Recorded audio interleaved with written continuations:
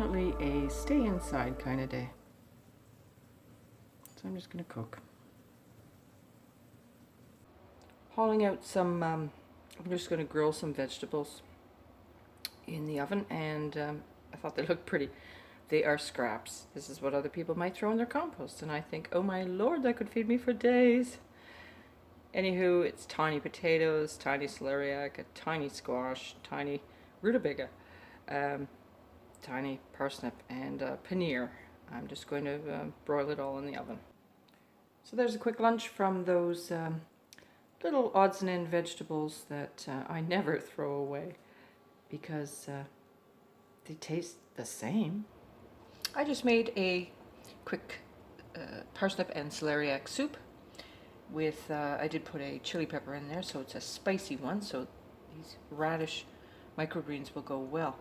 Now, I was inspired by William and Ryan. They got together recently, so Ryan from A Little Dirt Never Hurt and William from William Colton's Garden and Allotment, and they grew some microgreens together, and one of the seeds trays that they had was of radish seeds, and I thought, oh my goodness, I do plant pea shoots every year.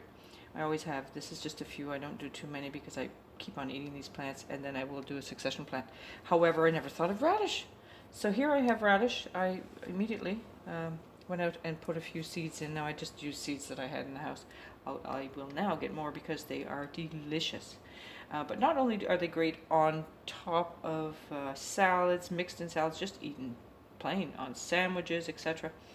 They're also, don't forget, they can add to something so boring looking as this parsnip soup. Make them pretty. It's spicy. My soup is spicy, so they're going to go together well. So I'm just going to garnish this up quickly. I'm going to add a tinge of paprika. Just take a few. You don't need many. Make them pretty. And a pea shoot. Yeah.